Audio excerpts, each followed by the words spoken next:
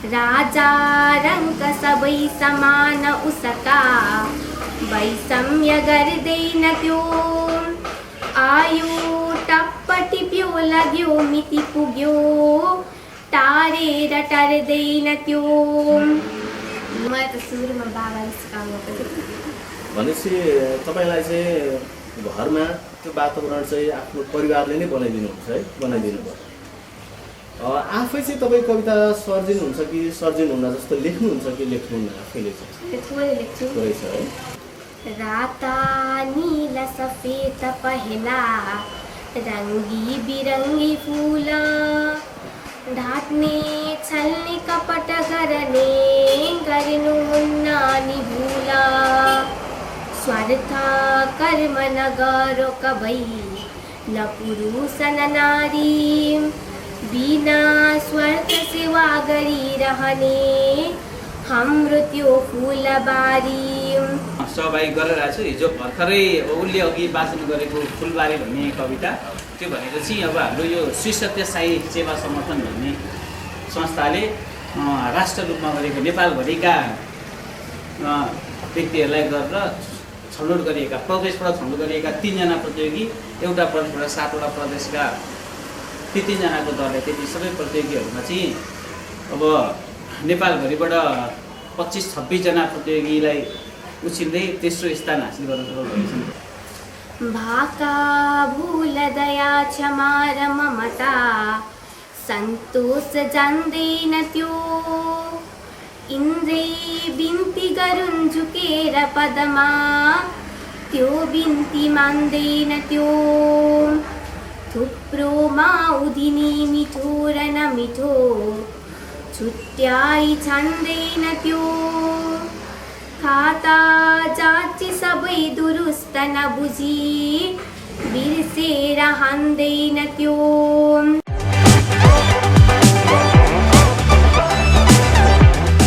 नमस्कार दर्शकबिन, म गगन योपाङ्गेन अनि क्यामेरामा हुनुहुन्छ अभिषेक आङदेम्बे। आज हामी प्रचुर सम्भावना भएका तर लुकेर रहेका प्रतिभाहरूको खोजी गर्दै मिथिलाजुङको मधुमलामा आइपुगेका छौँ। एकजना नानी हुनुहुन्छ जो कवितामा प्राण भरेर गाउन सक्नुहुन्छ, ससुर वाचन गर्नुहुन्छ। यी नानीसँगको अन्तरङ्ग कुराकानी हामी आजको सामग्रीमा गर्नेछौँ। कृपया यो भिडियोलाई अन्तिमसम्म हेरिदिनु होला। आउँनुहोस् यी नानीसँगको अन्तरङ्ग कुराकानी प्रस्तुत गरौँ। बाबालाई स्वागत छ। के हो हाम्रो दर्शकबिनहरूलाई नाम बताइदिनु? साइप्रिया बराल। साइप्रिया बराल है। कतिमा पढ्नुहुन्छ? म 6मा पढ्नुहुन्छ। कुन स्कुल पढ्नुहुन्छ? मदन मधुमला है। जहाँसम्म हामीले विभिन्न कार्यक्रमहरूमा देखेअनुसार चाहिँ बाबा चाहिँ सुन्दर ढङ्गले कविताहरू प्रस्तुत गर्नुहुन्छ। आज हामी धेरैभन्दा धेरै तपाईँको चाहिँ कविता सुन्नेछौँ। कृपया केही जाओस् न कविता हाम्रा दर्शकबिनहरूको लागि। भोगाइन गिन्ती अस्थिर छ मन लक्ष्य प्राप्तिमा चुनौती छ झन् जीवन हो भोगाई असल मित्र हो मन सोही कुरा बुझ्नु नै हो विद्यार्थी जीवन। नमस्कार, मेरो नाम साइप्रिया बराल। आज म लेखनाथ पौडेलद्वारा रचित काल महिमा कविता वाचन गर्न गइरहेको छु। कविता साधु वृत्तितीत छन्दमा लेखिएको छ। कविता यसरी सुरु हुन्छ। भाका भूल दया क्षमा र ममता सन्तोष जान्दैन त्यो इन्द्रै बिन्ती गरुन् झुकेर पदमा त्यो बिन्ती मान्दैन त्यो थुप्रोमा उधिनी मिठो र नमिठो छुट्याई छान्दैन त्यो खाता जाति सबै दुरुस्त नबुझी बिर्सेर हान्दैन त्यो खाता जाति सबै दुरुस्त नबुझी बिर्सेर हान्दैन त्यो राजा रङ्क सबै समान उसका वैषम्य गर्दैन त्यो आयो टप्प टिप्यो लाग्यो मिति पुग्यो टारेर टर्दैन त्यो लाखौं औषधि अस्त्र शस्त्र महिमा देखेर डर्दैन त्यो व्याध्या तुल्य लुकेर चल्दछ सदा मारेर मार्दैन त्यो व्याध्या तुल्य लुकेर चल्दछ सदा मारेर मर्दैन त्यो आँसुका दहमा नुहाउँछ चिसो पानी रुचाउन्न त्यो सुक्का जर्जर अस्ति पञ्जर बिना सैया बनाउन्न त्यो मैलो भस्म शिवाय अङ्गभरमा केही लगाउन्न त्यो हाहाकार सरी मिठो अरू कुनै सङ्गीत गाउन्न त्यो हाहाकार सरी मिठो अरू कुनै सङ्गीत गाउन्न त्यो जो मिल्छ सुलुक्क निल्छ मुखमा हाली चपाउन्न त्यो थाल्यो चम्म सबै चपाउन भने आहार पाउन्न त्यो जति निल्छ उति उखेल्दछ पनि केही पचाउन्न त्यो यही चालासित कल्प कल्प कहिल्यै खाई अघाउन्न त्यो यही चालासित कल्प कल्प कहिल्यै खाई अघाउन्न त्यो। धन्यवाद। दर्शकबिन, यतिखेर साप्रिय बरालले ससुर वाचन गर्नुभएको छ आदरणीय कवि लेखनाथ पौडेलद्वारा रचित कवितालाई। पक्कै पनि तपाईँले मन पराइदिनु भयो होला भन्ने हामीले अपेक्षा लिएका छौँ। जस्तो छन्द कविता त अन्य कविताको तुलनामा केही जटिल हुन्छ नि त, कसरी यति जटिल क्षेत्रमा चाहिँ तपाईँ प्रवेश गर्नुभयो, हात हाल्नुभयो? मलाई त सुरुमा बाबाले सिकाउनु भएको भनेपछि तपाईँलाई चाहिँ घरमा त्यो वातावरण चाहिँ आफ्नो परिवारले नै बनाइदिनुहुन्छ है, बनाइदिनु भयो। आफै चाहिँ तपाईँ कविता सर्जिनुहुन्छ कि सर्जिनुहुन्न, जस्तो लेख्नुहुन्छ कि लेख्नुहुन्न आफैले चाहिँ? थोरै छ है। केही याद छ तपाईँको मस्तिष्कमा? छैन। अनि तपाईँ विभिन्न कार्यक्रमहरू सहभागी बनेर कविता वाचन गर्नुहुन्छ? विभिन्न प्रतियोगिताहरूमा पुरस्कृत भएको कुनै त्यस्तो क्षणहरू छ?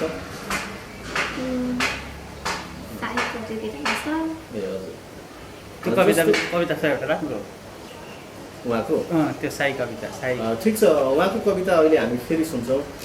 तपाईँको स्कुलमा चाहिँ कतिको साहित्यिक माहौल छ, वातावरण कतिको उपयुक्त छ? राम्रो छ। साथीहरू हुनुहुन्छ लेख्ने? लेखे राम्रो सुन्दर लेख्नुहुन्छ?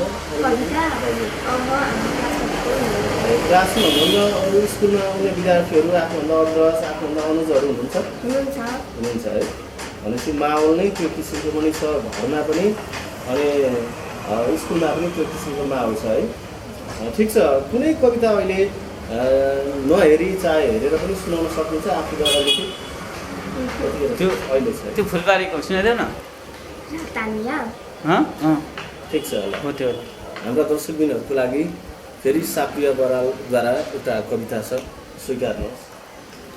राता नील सफेद पहला रंगी बिरंगी फूल ढाट्ने छल्ने कपट गर्ने गर्नुहुन्न नि भूल स्वार्थ कर्म नगरो कबै न पुरुष न नारी बिना स्वार्थ सेवा गरिरहने हाम्रो त्यो फुलबारी फूल जस्तै थरी थरी यहाँ मानव छौलौ हामी मिठो बोली र सत्कर्मले बन्छौ सबै मनामी आफ्नो सुगन्ध अनि त्यागले फूल पूजिन्छ यहाँ सत्य प्रेम र असल आचरणले हामी पूजिन्छौँ जहाँ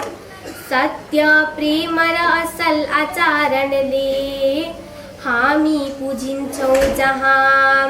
धन्यवाद। सुन्नु न, जस्तो तपाईँ कविता बाहेक अरू के लेख्नुहुन्छ? साहित्यको विभिन्न विधाहरू छन् नि त, निबन्ध कथाहरू जस्तै के लेख्नुहुन्छ? कथा पनि लेख्नुहुन्छ, बाल कथाहरू। भनेपछि विभिन्न हुन्छ नि त बाल साहित्यको क्षेत्रमा पनि तपाईँहरू जस्तै नानीहरूले अग्रजहरूले विभिन्न कृति प्रकाशन गरिराख्नु भएको छ। त्यतातर्फ चाहिँ कतिको सोच छ परिवारको पनि तपाईँको अहिले नै छैन है। पक्कै पनि दर्शकबिन हामी साप्रियाको अभिभावकसँग पनि उहाँको विषयमा उहाँको रुचिको विषयमा क्षेत्रको विषयमा लिएर कुराकानी गर्नेछौँ। कृपया यो भिडियोलाई अन्तिमसम्म हेर्दै गर्नु। दर्शकबिन यतिखेर हामी साईप्रिया बरालका पितासँग उहाँको क्षेत्रलाई लिएर उहाँको रुचिलाई लिएर केही थोरै कुराकानी गर्न गइरहेका छौँ। तपाईँलाई स्वागत छ। धन्यवाद। तपाईँको नाम हाम्रा दर्शकबिनहरूलाई भन्दिनु। धन्यवाद। नमस्कार, म पुष्प बराल। मेरो स्थायी ठेगाना मिक्लाजुङ 7 मधुमल्ला मोरङमा पर्छ र म विगत 15-20 वर्षदेखि जतिखेर हामीहरू एउटा युवा अवस्थामा प्रवेश गर्दैथ्यौँ 13-14 उमेरदेखि हामीहरू त्यतिखेरको उमेरदेखि नै मलाई एकदमै साहित्यमा एकदमै धेरै रुचि थियो र त्यसै सिलसिलामा हामीले एउटा साहित्यिक पत्रिका द्वैमासिक साहित्यिक पत्रिका पनि निकालेका थियौँ र त्यसलाई दिपज्योति द्वैमासिक पत्रिका साहित्यिक पत्रिका भन्छ। त्यसलाई हामीले दर्ता गराएर धेरै वर्षसम्म त्यसलाई साहित्यमा सेवा गर्ने अथवा आफ्ना साहित्यमा उब्जेका भावनाहरूलाई व्यक्त गर्ने परिवेशको रूपमा पनि त्यसलाई लिएका थियौँ र त्यसै गर्दा गर्दै मेरो साहित्यमा एकदमै धेरै रुचि भएकोले आफ्नो रुचिमा आफूले जति प्राप्त गर्न सक्यो त्योभन्दा अलिकति आफूमा प्राप्त हुन नसकेको आफूले पुर्न नसकेको कुराहरूलाई चाहिँ अब आफूभन्दा अर्को सन्तानमा ट्रान्सफर गर्ने उद्देश्यले नै अब छोरीलाई पनि यो साहित्यको एउटा माहौलमा लैजाउँ भनेर मैले अलिक उसको सानै उमेरदेखि नै यो छन्द कविताको वाचन चाहिँ अब त्यति साह्रो समाजमा नभइरहेको अलिकति गद्य कवितातिर गएकोले छन्द कविताको अर्कै मिठास सुनिने आफूलाई त्यस्तो लाग्ने हुनाले छन्द कविताको लय वाचनमा अलिकति अब साहित्यलाई अलिकति लय वाचनतिर कविताहरूलाई लय वाचनतिर लैजाउँ भनेर यो मैले आवश्यकता महसुस ठानेर चाहिँ छोरीलाई बिस्तारै जति सकिन्छ आफूलाई जति ज्ञान छ त्यसकै आधारमा चाहिँ अब छन्द कविता वाचनमा सोसल वाचनमा लगाउँदै आएको छु। जस्तो तपाईँले चाहिँ नानीको लागि तपाईँ र तपाईँका परिवारको सदस्यहरूले माहौल नै के बनाइदिनु भएको छ है नानीको लागि। जस्तो नानीले अझैसम्म कतिवटा कविताहरू चाहिँ रच्नु भएको होला? रच्न त उसले अब त्यति धेरै कविता एक दुईवटा सानो उमेरले गर्दा पनि उसको अब रच्ने क्षमता अब छन्द कविता रच्न अलिकति त्यसका नियम पद्धतिहरू अलिक धेरै हुनाले उसले रच्न सकेको अब एउटा दुईवटादेखि बाहेक गर्न सकेको छैन। तर वाचन चाहिँ उसको धेरैवटा कवितामा भनेपछि विभिन्न कार्यक्रमहरू हुन्छ, विभिन्न प्रतियोगिताहरू पनि होला होइन, बालबालिकाहरूलाई नै लक्षित गरेर यस्ता विभिन्न कार्यक्रमहरूमा सहभागी गरिराख्नु भएको छ नि नानीलाई? सहभागी गरिरहेको छु। हिजो भर्खरै उसले अघि वाचन गरेको फुलबारी भन्ने कविता त्यो भनेको चाहिँ अब हाम्रो यो श्री सत्य साई सेवा समर्थन भन्ने संस्थाले राष्ट्र रूपमा गरेको नेपालभरिका व्यक्तिहरूलाई गरेर छनौट गरिएका प्रदेशबाट छनौट गरिएका 3 जना प्रतियोगी एउटा प्रदेशबाट 7वटा प्रदेशका ती 3 जनाको दलले त्यति सबै प्रतियोगीहरूमा चाहिँ अब नेपालभरिबाट 25-26 जना प्रतियोगीलाई उछिन्दै तेस्रो स्थान हासिल गर्न सफल भएको छन् नेपालभरिबाट। ठिक छ, नानीलाई ढिलो भए पनि हामी सबैको तर्फबाट बधाई भन्छौँ। हामी नानीको साहित्यमा भोलि गएर एउटा सक्लो पहिचान गरोस् हामीले कामना गर्छौँ। जस्तै अघि तपाईँले भूमिका पनि बाँध्नुभयो, तपाईँ आफै पनि साहित्यको क्षेत्रमा लागि परिराख्नु भएको एउटा संस्था है। जस्तो मिक्लाजुङकै अहिले यो गाउँपालिकै कुरा गर्ने भने यहाँ साहित्य कलाको अवस्था चाहिँ कस्तो पाउनुहुन्छ?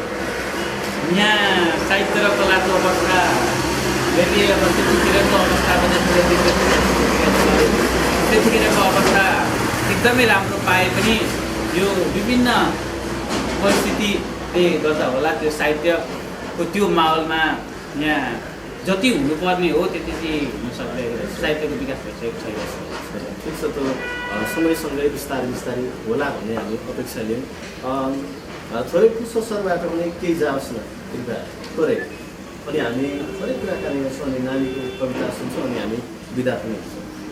कृपया केही सक्नुहुन्छ? ठिक छ, हामी कुनै विषयमा पुष्प बरालद्वारा लिखित वा कसैको रचना हामी सुन्नेछौँ। दर्शकबिनहरूलाई यो बाचा पनि भयो, प्रतिबद्धता हामीले गऱ्यौँ। फेरि नानीसँग कुराकानी गऱ्यौँ। ठिक छ।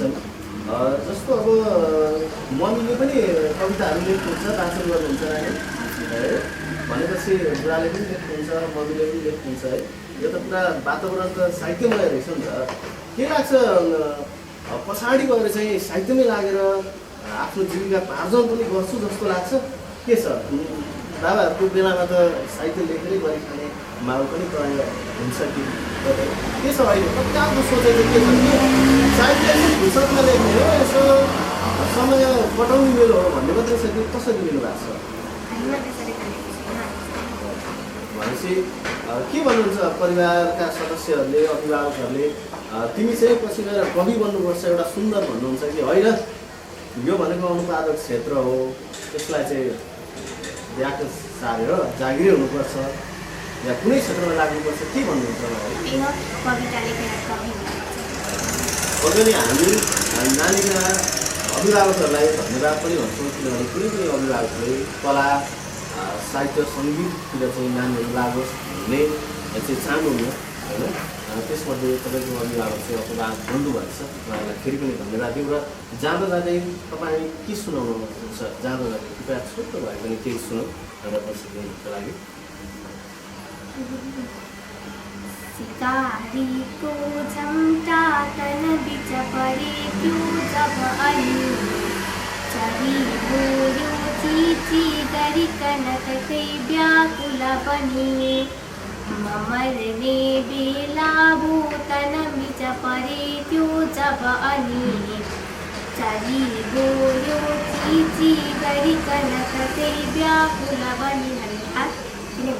आदरणीय दर्शकबिन, आजको यो प्रस्तुतिमा हामीले एकजना बाल प्रतिभालाई प्रस्तुत गऱ्यौँ। उहाँको प्रतिभा तपाईँले मन पराइदिनु भयो होला भन्ने अपेक्षा लिएका छौँ। यी नानी पछि गएर साहित्य र कलाको क्षेत्रमा एउटा सम्मानित पात्र बन्न सकुन्, एउटा सम्मानित स्रष्टा बन्न सकुन्। तपाईँ हामी उहाँलाई धेरैभन्दा धेरै आशीर्वाद दिउँ, शुभकामना दिउँ। हामी एउटा अर्को वर्षमा फेरि यस्तै अर्को सामग्री सहित उपस्थित हुने बाचा गर्दै बिदा हुन चाहन्छौँ।